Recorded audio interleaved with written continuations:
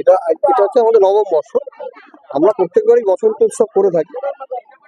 এবারে যেহেতু সামনে একটা আমাদের বড় যুদ্ধ আছে, অতি অবশ্যই এটাকে যুদ্ধ বলবো, কারণ লড়াইটা আমাদের 3 মাস আগের থেকেই শুরু হয়ে গেছে।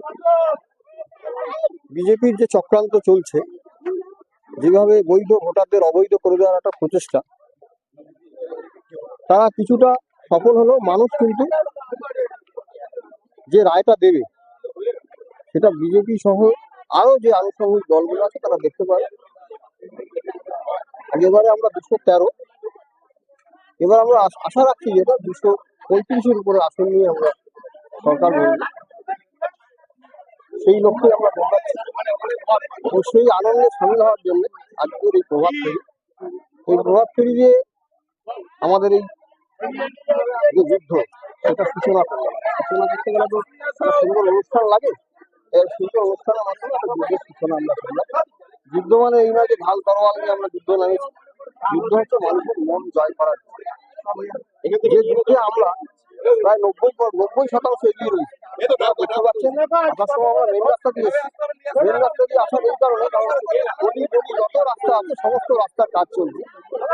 মানুষ প্রচুর আমাদের প্রতি শ্রদ্ধা, প্রচুর আস্থা জ্ঞাপন করেছে। এবং আগামী দিনে এই মানুষের আস্থা আমাদের জয়ের, আমরা যে টার্গেট রাখছি, মানুষের একটা টার্গেট না থাকলে মানুষ এগোতে পারে না। আমরা যে টার্গেট দিচ্ছি আমরা সেই লক্ষ্যে উত্তীর্ণ হই।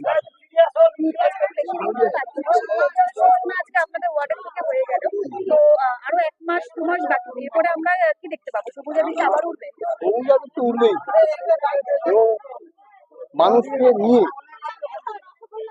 এবং অবশ্যই সেটা দলীয় নেতৃত্ব যেভাবে আমাদের ইনস্ট্রাকশন দেবে, আমরা সেইভাবেই আগামী দিনে কিভাবে আমরা এটা উদযাপন করব, যে রেখারূপ আমাদের বলে দেবে,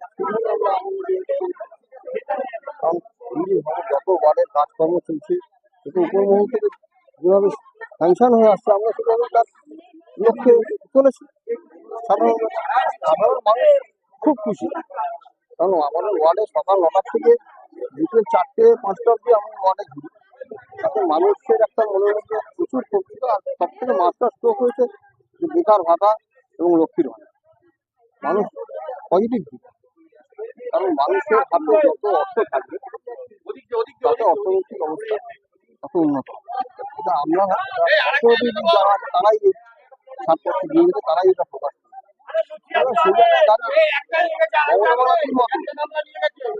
এত বড় বামপন্থী নেতৃত্ব, কারণ বামপন্থী যারা তারাও স্বীকার করে, তার মতো আমরা আগামী দিনে দেখেছি, গত দিনে দেখেছি তিনি নিজে সমস্ত মানুষের হয়ে দাঁড়িয়ে।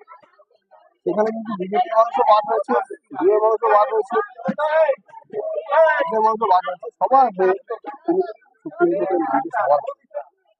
সুতরাং বলে না দেবীর 10 হাত, ওনার 10 হাত তো দেখা যায় না, ওনারা সেই রূপটা প্রকাশ। আজকে বসন্ত উৎসবে লক্ষ্মীর ভান্ডারের প্রবেশ ঘটায় নতুন ভাবে, একদম কি এইভাবে এই ভাবনাটা কি আসে? এটা মানুষের কাছে তুলে ধরা, আর কিছুই নেই। মানুষ তো আমরা হচ্ছে ভুলছি, আমরা ভুলে যাই। মানুষকে প্রতি পদে মনে করে রাখতে হয়, মনে করে দিতে হয়। উন্নয়নমূলক কাজ সবসময় মোটামুটি আমাদের হাতে তুলে দিয়েছে, আমরা প্রয়োগ করি। মানুষের উন্নয়নমূলক যে কাজ, আমরা দেখি যে আমরা মানুষের জন্য কি কাজ করছি, সেটা যদি মানুষকে আমরা দেখাতে পারি, মানুষের মনে থাকবে, সেগুলো ভোটে প্রতিফলিত হয়।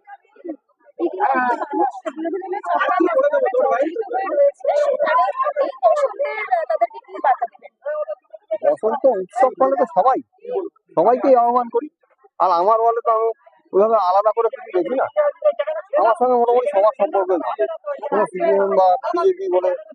কিছুদিন আগে আমাদের যারা পদপ্রার্থী ছিল, কাউন্সিলর পদপ্রার্থী ছিল, উনি গত হয়েছে, তার বাড়িতেও গেছিলাম, তার সঙ্গে দেখা করেও এসেছি, বলেও এসেছি যদি কোনো রকম কোনো ধরনের প্রয়োজন হয় নির্দ্বিধায় যেন আমার কাছে আসে।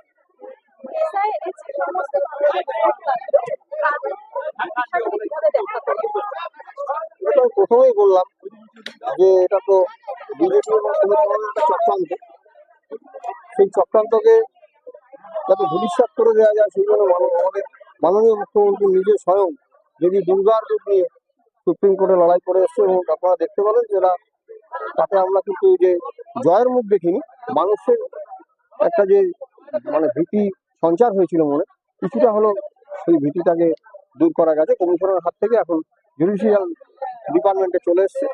জাজরা যেটা সিদ্ধান্ত নেবে, আশা করি তারা নিরপেক্ষতা বজায় রেখে সেই সিদ্ধান্তটা নেবে। তোমাদের সবাইকে দোলের শুভেচ্ছা জানাই। এবছর আমাদের 18 নম্বর ওয়ার্ডের নবম বর্ষ। আমরা এবছর ভোটের কথা মাথায় রেখে আমরা বিভিন্ন মমতাদির অর্থাৎ আমাদের নেত্রীর প্রকল্প নিয়েই আমাদের সকালবেলা প্রভাত ফেরিতে যেমন লক্ষ্মীর ভান্ডার, যুব সাথী, স্বাস্থ্য সাথী বিভিন্ন প্রকল্পের ব্যানার নিয়ে আমরা প্রভাত ফেরি করেছি এবং সেই সঙ্গে প্রত্যেককে সঙ্গে নিয়ে এলাকার সমস্ত নাগরিকদের সঙ্গে নিয়ে একটা শোভাযাত্রা করেছি এবং সারাদিন আমরা এভাবেই কাটাবো, খাওয়া দাওয়া আনন্দ নাচ গান নিয়েই কাটাবো। কিন্তু আপনি আপনার কাউন্সিলর জীবনে 4টে বসন্ত পার করেছেন, আজকের এই বসন্ত কিভাবে ব্যাখ্যা করবেন? আসলে বসন্তের তো ব্যাখ্যা সেভাবে হয় না। রবীন্দ্রনাথ বলেছিলেন যে ফুল ফুটুক আর না ফুটুক আজ বসন্ত। তো সেই রকম আমার কাছে বসন্তের আলাদা কোনো ব্যাখ্যা নেই।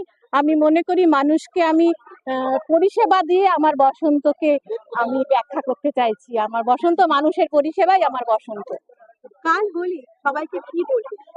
সবাই নির্দিষ্ট নিয়ম মেনে সুন্দরভাবে যাতে বিশৃঙ্খল পরিবেশ না হয়, এলাকায় যাতে সুশৃঙ্খল থাকে, সেই আইন মেনে সবাই যেন দোল খেলে অর্থাৎ হোলি খেলে এবং সকলকে আমার হোলি এবং দোল দুটোরই শুভেচ্ছা। এইরকম নতুন নতুন আপডেট দেখার জন্য বেঙ্গল ন্যাশনাল টিভিকে ফলো, লাইক, সাবস্ক্রাইব, শেয়ার করুন। প্রিয় দর্শক বন্ধুরা, আমাদের চ্যানেলের পাশে থাকুন।